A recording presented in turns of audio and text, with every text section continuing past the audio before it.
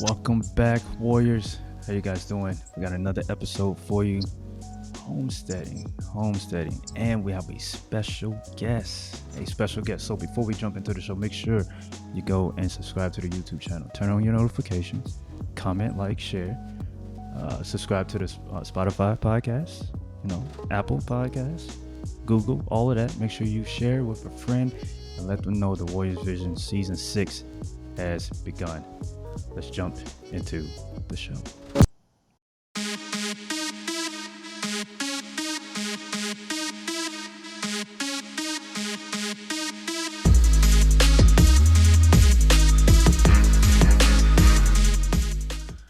Welcome back. What is happening, guys? What is happening? Let me see. I just did something crazy. What just happened? There we go. It's always something, is it not? It is always something. Today we have a special guest, but before we get into that, guys, I want you to go and make sure you have subscribed to the YouTube channel, subscribe to the podcast wherever you listen to podcasts. All right, make sure you go and do that. So, I think I missed my introduction. First and foremost, I am the host of the Warriors Vision podcast. My name is Brian, also known as the Warrior. Guys, if you have missed episode 2, go check it out. It is out. We put one out Monday. It is out. Unity through dysfunction. Go check it out. It is on fire. We talked about the Montgomery incident and how things have been labeled as things that they're not labeled. Or they're not labeled correctly. So go ahead and go and listen to that podcast or watch it on YouTube, and let me know what your thoughts. Are we on the same page with how we're viewing things? Are you easily being played by your emotions and your feelings every time there is a situation? Are you quickly to respond to it as a this is race? Or are you thinking about it and being like, you know what, this is just humans interacting with each other and it is a bad look? I hope you are on the side of truth. The side of truth. But let's not waste any more time. As you see there, episode 3. Please do not slaughter me if I say this wrong. I'm gonna hold on. I thought I practiced it, but episode 3, the Alez. Nope. I seen her. I'm gonna just bring her in. A special guest, Brianne. Let me know. How do you say it properly? Because I know It's the it's yeah, it's the Azalea Homestead. the Azalea like the flower. Azalea. Azalea. Mhm. Azalea. What in the Mhm. world? Azalea. Azalea. Okay. All right. The Azalea Homestead. We have a special There you guest. Brianne is here to talk to us about um, homesteading. And we're just gonna jump into it. You guys, I've been telling you guys that we're gonna talk about homesteading and many different things of how to be prepared and to make sure that you're not relying on anyone else for for your safety, for feeding your family, and all that. So, Miss Brianne, can you tell us about who you are? All right. Sure. Well, thank you for having me, first of all. I love all your podcasts. I'm addicted. I'm listening to them almost daily. So I'm Good. learning a lot. No, I'm just saying good. And then But, yeah, you're out there. So, my name is Brianne. I am with the Azalea Homestead. I in my 9 to 5, I am a state licensed master level social worker. And so that's kind of why I do the things that I do. It's not the driving force, but it does help with my mental health, to be out in my garden and um, to sort of be in nature and create something with my own two hands. So that's what I do. And we live in the suburbs. We have an HOA, and we have a quarter-acre lot. So I think a lot of times when we think homestead, we think, acres of land and big red barns and lots of animals and things like that. And it's not always like that. And so I think people sort of have this idea of, I want to do these things, but I live in the suburbs, or I live in a fourth floor walk up. And, there's so much that we could do with what we have. Let me see. Okay, so you do the 9 to 5, and you Hmm. have the highest. Is it like license certification for? so there's different levels. There's a bachelor level, there's a master's level, and then once you get your master's, you can sit for your clinical exam, and there's supervision and things like that that is part of that. And basically, it kind of puts you on the same playing field as a psychiatrist, where you're able to diagnose and write prescriptions and things like that. Okay, okay, Apples and okay. oranges. That's okay. So then we're gonna here we go. So what like when did you start this like your homestead? And before you jump in, like before you answer that, for all the naysayers and all the people that's they've already had their stones. Well, she lives in the suburbs. There's no way she has a homestead. It's not a homestead. Well, I mean, slow it down. Slow it down. The homestead is tax where there's a certain tax that you can classify your home your property as a homestead, but Mhm. it's about being having that mindset of Yes. this is what I have. This is where I'm at. uh Mhm. can I move and do this? I can't, but this is where I'm at. This is what I have, and I know I can do these things. Mhm. And I know I want to do these things, so I'm gonna call it a homestead, and I'm fine with it. At first, when you told me, you sent me the email, Yep. I was like, hmm, that's different. But she has the mindset, like she's seeing what's going on, and she wants to be more responsible for her family being able to eat or whatever the case may be. Like that's fantastic. So I love that. So when did you start your homestead? So, well, let me start with the mindset. That came long before the actual homestead, so to Fantastic. speak. So my husband and I, we had a little starter home. It was about 1,200 square feet, and it was actually on an acre lot. So we had a much bigger lot, but a smaller home. And what really started for me is when we had our first daughter in 2009. And I wanted, like we all do for our kids, well, we want the best for them. We want the best food, we want the best medicines, and all those things. And so it really made me look at what's out there and what is best. And so, it started with making her baby food. Rather than buying the little store brand Mm-hmm. jars, the little jars that we all are used to, I started making it at home. And that was one of the very first things I did.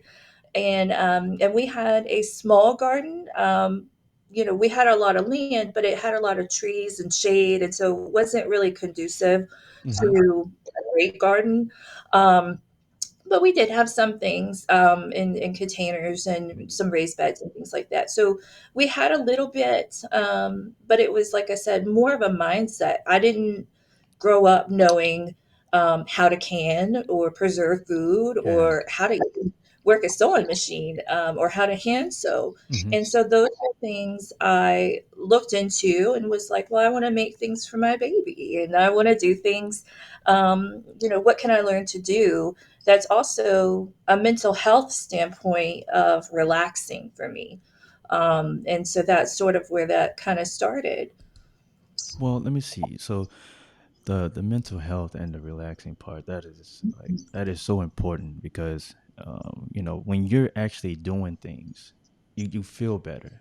When you're just sitting around and you know um, things are being done for you, and you um, like for example, for myself, when I got out the military, I was at home. I felt like I didn't have a purpose. I couldn't Hmm. get a job. I couldn't do anything.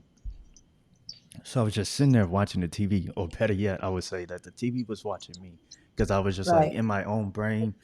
There was a storm cloud over me, and the TV Yeah. was watching me, and the days were going by, hours. All the days were just going, and I was just sitting there, and I had to get up and do something so I can feel better about myself.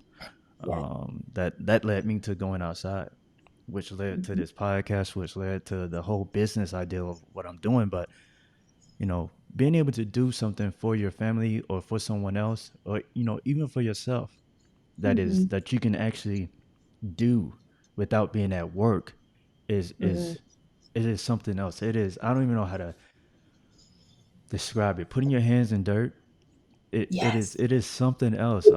Just It's a crafting. magic.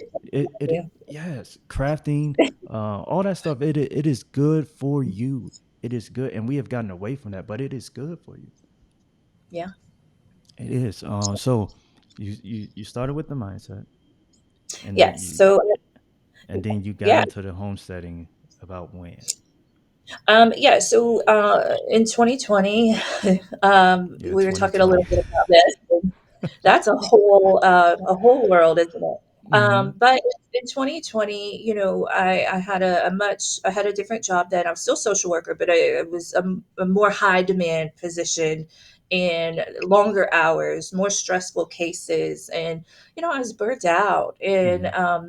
my husband was burnt out in his job, and we just weren't happy. Mhm. It wasn't the life that we wanted, but yet here we were, not really even living it. It was just sort of wake up, go to work, and it was very mundane and stressful. And so in 2021, my mom passed away.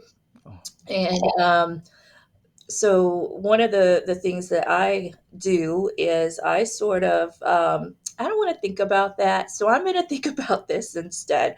And so I told my husband, I was like, the market's right for us to buy a house, and he worked from home, and so he needed his own space for that. And so that was really the driving force of he needed a space, but it also gave me something to think about other than my mom passing. And it wasn't that I didn't love her or anything like that. It was just, it was hard. And I Mhm. didn't want to spend every day thinking about it. And so we went through the process of selling our little starter home. And then we purchased our home here with the HOA and our little quarter acre lot here. And once we bought our house and we changed our jobs, it was like we could breathe now. Mm. Like, all these things that we had wanted to do and thought, well, one day we'll do that. Now was the time, and it was time to look at, say, well, this didn't work for us. I don't like working all the time, Mhm. 24/7, and never having my brain shut off, and things like that. And so we just, at the core of it, we wanted to get back to simple, and that was simple with our food. What are these ingredients that we're eating? We don't know. And so let's get back to simple food where meat is meat and fruit is fruit. And so it just kind of started from there. And once we decided, okay, that's how we want to eat, it was, well, how are we going to grow it? Let's do a better job at growing it. And so then, came the garden and the preserving and all the things. Like you said, it just kind of all falls in line um, with what we want to do. Meat is meat, and fruit is fruit. Right. It's so it should be that simple. It should be that simple, but somehow it's not that simple. Right. Um, and the part that you said, being able to breathe, Hmm. like that is so real. I don't think people really understand that part of being able to breathe. Leaving a job and being able to reset, get and moving and change your focus, change your mindset, and view what's really important, and being Right. able to just, I can sleep at night. At that Right. moment, when that moment came, actually, when that moment came was when I moved to Wing, Alabama, and we moved from Virginia Beach, and we was living in an apartment, and this was during 2020, and Hmm. so we ended up moving 2021. But during that 2020, I've said this so many times in the podcast, but I felt I was so alert. I felt like I was in a box. I felt like I was a little rat or a gerbil running around in a box. And when we moved to Wing, I was able to breathe. Being able to go outside and listen to the birds, Hmm. listen to the branches and the leaves, ruffle in the air or with the wind. Hmm. Hear all the there was so many insects. I didn't like that part. I was still getting used to it. Hmm. But over time, but I was able to go outside and I would just smile. My wife was like, "Why are you out here smiling? Smell the air, listen to it. It's so peaceful. Like Hmm. the reset is it's real. Like I don't think people really understand how being able to go outside and just listen to the birds and those simple things, how Mhm, much that how much that does for you. It mhm, it's amazing. It's amazing. mhm. Do you have that same like type of experiences? Oh, for sure. It's almost from one extreme to the other. You're sort of that when you're burnt out, like I was, you're sort of that hyper aware in a negative way. I Mm-hmm. have to do this, I have to do that. Step A, B, and so on, and that's all you see. It's sort of tunnel vision. But when you let go of that and you catch that first breath of something new, and Mm-hmm. then you're almost hyper aware, but in a good way, in a more positive way. Like you were saying, you're more aware of the sounds of nature and the beauty of nature, and it makes you want to connect deeper to it. Mm-hmm. And that's why I was saying that putting your hands in the dirt in the garden, it's magical. It just does something to you. Your whole mindset is it just changes. Absolutely right. Absolutely right. So it seemed like you have adapted, but when you made that move, right? When you made the move, was it hard? Like what were some things that maybe did you even hit any roadblocks? Did you hit any potholes? Was it a smooth transition or was there some bumps? Yeah, there are some bumps in the road. We were in our previous home, our little starter home with the acre lot. We were actually in county lines, so we weren't technically in the city, and we could have animals and things like that. But at the time, I was in college. I didn't go to college until I was 27. I'm actually a high school dropout. So, going to college at 27, and then I had my girls were, toddler and baby age, and so wanting to have animals was Mhm. not something that I aspired for at the time. But it is something I aspire for now, and unfortunately, because I have an HOA and I am in the city, that's something that I'm not able to do. Is to have chickens, and I would love to have chickens. So that's sort of a you know something I had to come to terms with. And but there are things that I can do. I can have as many garden beds as I want. I can reach out to my friends who do have chickens and barter with them, vegetables for eggs, and so on and Mhm. so forth. And, so you find a way to make it work. You take what you have and you make the best of it. And then you also learn from that. Okay, well, I don't have this resource, but how can I get it locally? And, where it is, like we were saying, meat is meat, so if I want meat, okay, where is it from? Mhm. How is it processed? Mhm. Is it local to me? Do I know this person? Mhm. um, and so once I was able to start asking those questions, then I was able to branch out and overcome those other obstacles. Nice. Nice. I like that. I like that. I didn't even see those roadblocks. That's fantastic that you brought that up. I was thinking more of like, um, I can't even explain it. That's fantastic.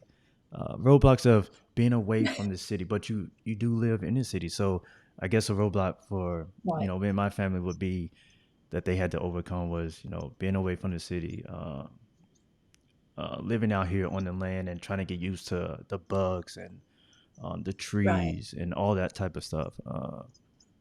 But you know, this is perfect. I love that answer. That is, I'm in thought. I'm still thinking about it. I'm still thinking about, and I mean, it makes so much sense. So, like, if you have those issues, if one of those, you know, you're wanting chickens, but you don't know how to get chickens, or whatever the case may be, you don't feel like you're capable of, taking care of chickens.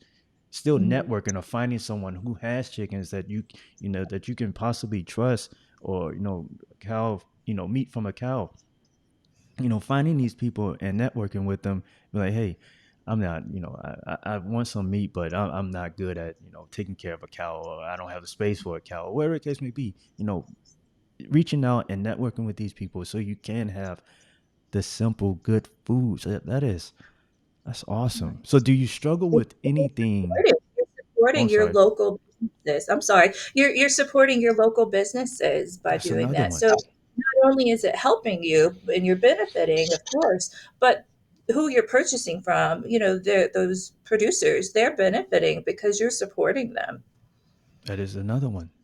You're helping your community stay alive, and that's one thing I've seen in the smaller towns. Like, there's a lot of like small businesses in the area, but they're being beat out or forced to close because everyone is going to the big box stores to get whatever they want, they need or whatever the case may be. And once the small town dies, that big box store is going to be gone because Right, there's no one here. There's no money here no more. So, right, they're going to be going. You're going to be left here, or the town is just going to become a drive-through. They're like, yeah, this used to be right, such and such. Well, it used to be such and such because you you failed your neighbors, or you didn't want to do things with your neighbors. Didn't want to do any business with them, or whatever the case may be. You helped close out the small businesses, and you helped destroy your small town. So right. that's a good thing to think about. Do you want your community? Do you want your community to survive? That's huge. Do you want to? Do you want your community to survive? Do you want where you grew up? Do you want your kids to be able to grow up in that same area? You know. Um. So I think I was about to ask you. Do you? I guess you do. You struggle with anything? Um, I do actually. And the biggest thing, I was kind of hung up actually on doing this podcast because and I even told you, I was like, "Well, I don't know if I'm the right person for this," Yeah. but, um, I struggle kind of with imposter syndrome, where I think, well, I'm not really a homesteader. I don't have a barn and animals and live in, this old farmhouse. And I think that YouTube, if you look on YouTube, and there's lots of great um, resources on YouTube. That's how I learned half of what I know, really, is through YouTube. But there's an aesthetically pleasing reality to that. And, there's lots of things that we don't see behind their beautiful curated kitchens and things like that. And so that can make me feel, well, I don't have that. That's not me. And maybe I'm not this. Maybe I shouldn't say that I'm a homesteader. But when I think about it, and I always have to remind myself, is it is a mindset. It's Mm-hmm. not where you live, it's what you know. It's Mm-hmm. what you can do, and it's what you can offer the world Mm-hmm. and, your whole community, like you were saying, um, no, I don't have cows, but I have vegetables, and I Mm-hmm. could offer vegetables to my neighbors Mm-hmm. who might be struggling, or I can barter for eggs, or I could take what I know and what I do and use it in the same mindset that a farmer with acres of land does every day.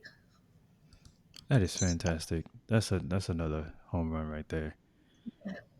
Mindset, folks. Don't allow YouTube, Instagram, Facebook, Twitter, neighbors, cousins, family. It does. Don't allow people and what they do and what they believe is a homestead or whatever the case, whatever it is that you're dealing with in your life to, deter you from doing what you think or what you want to do. Everything is not going to look the same. We can right now, me and you can draw the same picture or draw the same item, and it will look different. That's just how it is. It would just look different. As long as you're doing it, your purpose is to show someone else. Or maybe it's not. That's not your purpose. I'm speaking for you, but for me, my purpose was to show someone else that, hey, I grew up in a city. All this is new to me, but you can do it too. When I first started back in 2020 in Virginia Beach, I was like, I want to be able to feed my family because that nonsense that's going on in the stores, shelves are empty. I gotta figure this out. And so I was showing people, hey, I don't know what I'm doing, but I've read some books, I've seen some videos. Yeah, they got some crazy farms and all that, but I can do this too. And if I can do it, you definitely can do it. So, don't allow YouTube and and I'm not saying they're purposely doing things, but we know how we look at things and we hear that voice in the back of our head. Hey, you just got 10. I just got 10 chickens. So, you know, uh, you just got chickens. You probably shouldn't be talking about what you're doing with your chickens. You don't know very much. You know, these people got 500 chickens. They're running a whole chicken farm. What can you possibly say? Well, you know, I can say something that may help someone who else is trying to learn. So don't, you know, don't, you know, close the door on yourself. Don't shut yourself your ideas down just because it doesn't look like what someone else is doing. And you know what you said was perfect. I love that. So, and kudos to you for keep, you know, for staying focused and doing it. You know, I know that it gets hard every, you know, every time that you may see something, but as long as you're Mhm. going forward, keep going forward. That's Right. fantastic. So, what is what's the greatest skill that you've picked up since homesteading? Oh gosh. I would say probably food preservation. It's one of my favorite things to do, Yeah. because it's such a science. Canning is a science, and you have to really um, follow it to a T. It's sort of like baking. Baking is a Mm-hmm. science, and so you could get in some real serious trouble Yeah. if you're not doing, all those safety protocols. And so, to me, I just find that fascinating. Um, why certain things are the way they are, but then you learn and it makes sense.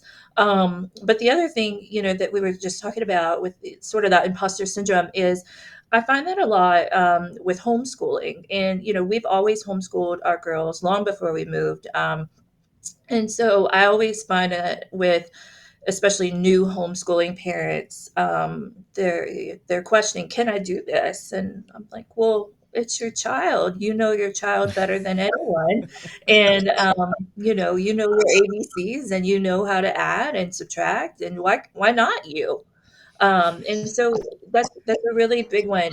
And a lot of homesteaders do homeschool. A lot of them don't.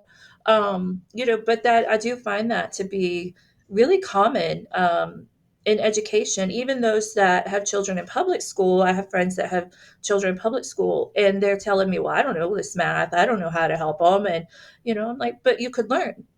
Your child's learning. Why can't you learn too?" If your child's going to a tutor, why don't you sit in with those sessions and then you learn too? So I think it's just a mindset of um, how hard do I want to make this be? Mm-hmm. No, yeah, I agree. We just started homeschooling, you know, in 2020, and it was definitely like, whoa, I gotta get the brain juices going again. get the Gotta get the juices going again, and it I've enjoyed it. I've enjoyed it. It's been a learning process for both of us, right? For me and my son, but I like it because I know my son. Hmm. I know when he's putting his best foot forward. I know when he's just trying to get through things.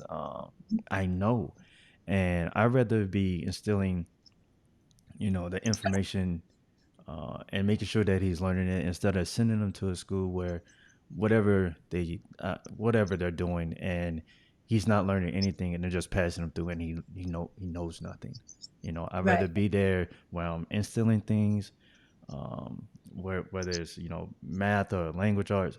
And I'm also um, you know, molding him as a person as we're Hmm. going through this whole thing. So he's getting life skills being taught, uh, mental mental practices, education. We're going through the whole thing, so it's been fun. I've enjoyed it. We just had another baby, and I'm looking forward to doing the same thing. Looking forward to doing the same thing, you know, Hmm. with her because it's getting crazy out here, and I want to make sure that I'm preparing them for the real world. You know, they might not Right. be a mathematician or, you know, a scholar or whatever the case may be, but they will know the basics and they will know how to act, behave in, you know, in society, and I think they'll just be better overall from that, you know, Hmm. because in today's world, you know, and I'm not knocking anyone, but you know, we've gotten so busy with things. Hmm. Our jobs takes what, maybe 10 hours out of our day. We Yeah. come home, we got to cook. That's another 2 hours. How much time do you have for your kids? An hour Hmm. while you're eating dinner, and maybe you're so frustrated from work, or you got tomorrow's work schedule in your mind that you're not even paying attention to what's happening to them at school or whatever the case may be. So I'm good with this. I'm good with this. We've gotten so busy, and that's another thing that I like about homesteading. It puts things back in perspective. There's the priorities, and Hmm. one of our slogans: do things that matter. And I feel like homesteading makes you do that. Hmm. It's about fortifying your home, building your home, making sure everyone is good in your home. So wow, I love that. Any other skills that you would want to add to your? Yeah. So, back to the food preservation, a lot of that I've always done.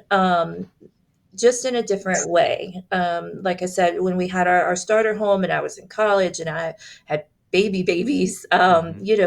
I was always trying to make sure our pantry was stocked for, those nights when I'm in class and my husband has to make something. Or, I just like to I want it to be stocked in case of an emergency, not necessarily a full blown prepper pantry or anything like that. We're not going to extremes. We're just wanting to be prepared and have things on hand. And also, it was a way to save money because the less time I spend in a grocery store, the more money I'm going to save. And so I took what I knew then, but now my mindset is when I walk through the store and I'm looking at things and I'm like, well, I can make that. I can grow that.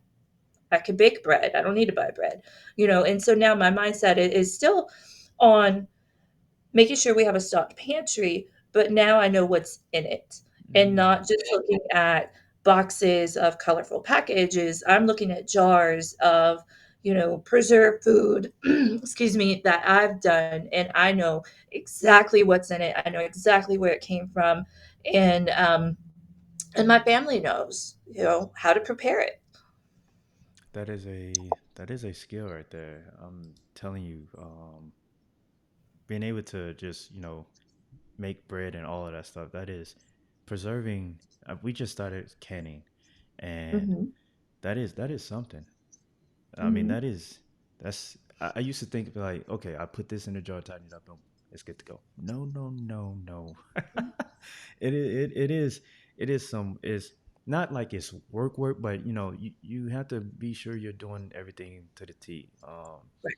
And once you see those jars stacking up, and you have food there for when you're not able to get to the store, you're Hmm. like, man, that's nice. I got Hmm. this. This is here. Bread. Oh, I can make up bread that fast. 2 3 hours, Hmm. I'm good to go. That is fantastic. Have you done anything with meat yet? Um, I have a freeze dryer, so we have freeze dried meat, which is fantastic. By the way, I love it. What does that taste It's like? it's so good. It tastes exactly however you season it. So I have, so I'm cooking the meat first of all. So I'm cooking the meat. Things like ground hamburger. We had tacos the other night, for example, and we had ground hamburger. Well, we had a little bit left over. It wasn't quite enough for a whole family meal, but it wasn't something we wanted to eat again right away. So I was like, well, I'll just throw that in the freeze dryer, and when we want to have tacos another day or taco soup or something where I could utilize this, then I'll do that. And so it doesn't sit in my refrigerator for weeks and then eventually get thrown away. And so it's very nice to have. Breakfast sausage is great. I like to make quiches because Mm. I do work out at home. And so I like to take a breakfast with me. And so I'll make a quiche or a casserole in sometimes I have this great idea the morning of, and I have to be to work in about 45 minutes. And so, what can I make in 10 minutes? And so I don't have to go through a drive-through. Mm-hmm. And so that's what I do is I'll take freeze-dried meat and make a breakfast pizza or a casserole, and it just saves a lot of money because, like I said, I'm not going through the drive-through, and I'm not relying on those convenient store-bought things um, anymore. I know what I'm eating. That's a huge plus. I would say that's a win-win. You know what you're eating, and it saves money. Things are getting crazy expensive out here. Mhm. Like pricey. We just went to the grocery store, and that's one of the biggest goals we have. We want to cut out the grocery store.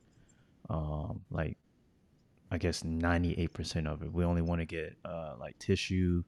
But if I find the seeds for this one plant, I might not even get tissue from there.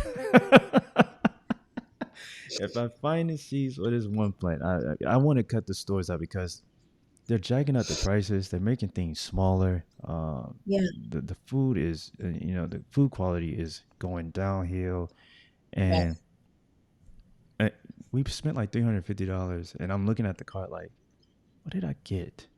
Right. What did I buy? Like, where's the rest of it? Is there another? They gonna roll out another? What is? I didn't get Right. anything. Like, and it's just been going up over and over again. So, Mhm. that's the big. That's our goal for this next year, I guess, is to be able Mhm. to at least cut down 70. Well, the main goal is to cut it out all the way out. So we're Sure. working on it. We're learning how to do so, and it's been fun. It's been a learning process. Ooh, Mhm. one more question. What is your favorite Okay. thing you like to grow? Oh, probably kale. Kale? I'm struggling growing kale. I don't know. Probably kale. It's so good for you, and it's so versatile. Eating it in salads or savory dishes. I like to dehydrate it or freeze dry it, and then I'll vacuum seal that in a jar, and then I could just toss it in casseroles and soups or, breakfast pizzas. Whatever we feel like having, and it's great. I love it. That's And it's a awesome. cut and come again, so that's really nice. That's nice. I need to figure out how to get that kale growing in because I like kale. I Mhm, like the green leafy plants. I like them a lot. mhm. I just the heat has been so crazy. I Yeah. gotta It's figure a out the cold weather crop, so definitely cold cold weather.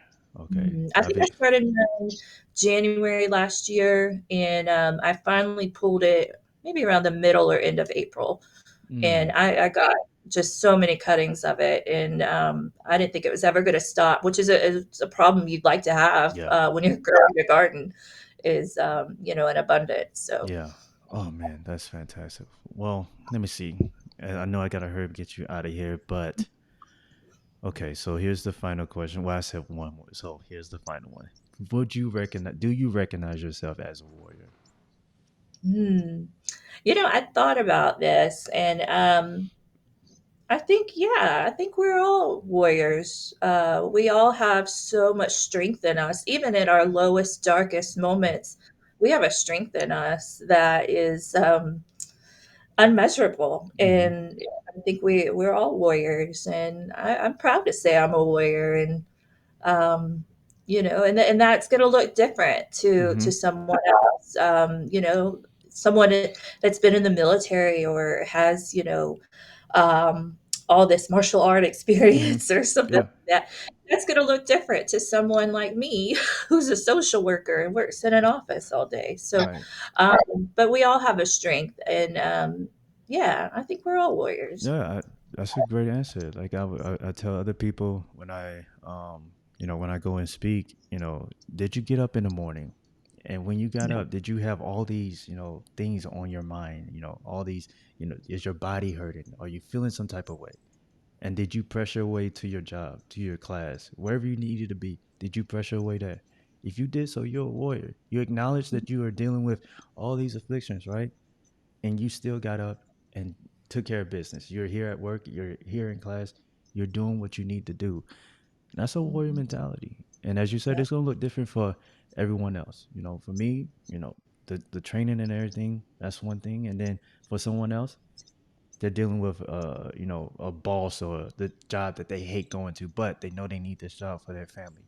They're pressing their way through. That's a warrior. So yes, I love that answer. I love that answer. So let me see. Yep, we're going to go ahead and get you out of here. We're going to get you out of here. But before we get you out of here, would you like to share with the folks how can they, get in touch with you? How can do you want to share your blog? Yeah, thank you. So I am on Instagram, Facebook page. I'm in lots of groups, homesteading groups. I like to share what I know and encourage and things like that. But our blog is theazaleahomestead.com. And really, just quickly, the whole reason I even started a blog is for my girls. Like I said, my mom passed away a couple of years ago in 2021, and it really made me think, if I were to pass away, what would I want my girls to know? And yes, we spend time in the kitchen and they help me in the garden and things like that. But will they retain that information by the time they have children Mm, of their own? Are they going to be able to recall every single ingredient and every recipe I've ever made? Not likely. So I wanted the blog as a tangible collection for them, almost like a diary of sorts, where they could go and say, well, this is the exact recipe that mom made, and I remember when we made it. And so they'll have the memory of making it, even if they don't remember the exact ingredients. And so they'll have that. So that's really where the blog came from. It's sort of my love letter to them. nice, And nice. so we share it with the world because at the end of the day, maybe they'll take that over someday. And, technology is crazy. So we don't know Yeah. if blogs will exist, but, they'll be able to utilize that if they wish, and they could print it out and have a hard copy cookbook, or Hmm. they could continue and grow it into a business if that's something that they wish to do. Um, so I'm really just out there hoping to encourage people who, well, I don't know how to cook from scratch. Well, I didn't either. And so what did I do? I went to YouTube. And so it kind of went back to, why not me? Why Hmm. can't I share what I know with others? And Hmm. so that's a lot of where it's all come from. So the azaleahomestead.com is where you'll find more information about us and why we do what we do and what we do as far as homeschooling and recipes and things like that. So we would love to have you join us over there. That is fantastic. That is fantastic. Yeah, no one has an excuse no more. You know, it's 2023. YouTube is there, and you can learn so much, and you can take what you learn and now add your little mix to it and share it with someone else. Be the light. You know, be the light. So we're gonna go ahead and jump into these contact information real quick. Again, folks, if you're watching this on YouTube, subscribe to the YouTube channel. Share it, like, turn on the notification. If you didn't like it, tell me why. Don't leave me in the dark. I need to know why. Let me know. Follow me on IG at Warriors underscore collection underscore. Follow the network Warriors underscore collection underscore network. If you're a fan of truth, go ahead and follow me at See Through It One, and I'm on TikTok promoting this podcast at Warriors Collection Brand. If you want to just check out the podcast on the audio side, Spotify, Anchor.fm, iHeartRadio, Apple Podcasts, Amazon, Overcast, Radio Public, Google Podcasts, Pocket Cast, Stitcher, and Breaker. Guys, thank you for tuning in. Brianne, thank you for coming and being a guest. I haven't had a guest in a while, so this was very fun, and I appreciate you coming through and sharing your knowledge and being that light and saying, why not me? I have some info. I Why not? And I'm happy that you stuck to it and you joined me. So again, thank you. Thank Any you. last words do you have? This has been so fun, and I think you should have more guests, and we all have something to learn. So I'm encouraged to see what you have next. Yes, thank you. I'm definitely going to work on that. I'm definitely going to work on that. So, with that being said, guys, what's going on here? Okay, with that being said, guys, you know the slogan. Don't be blinded by the media. See through it. All right. Hashtag see through it. And remember to level up, train harder, be an asset. This is the Warriors Vision Podcast. I am the Warrior. Warrior out.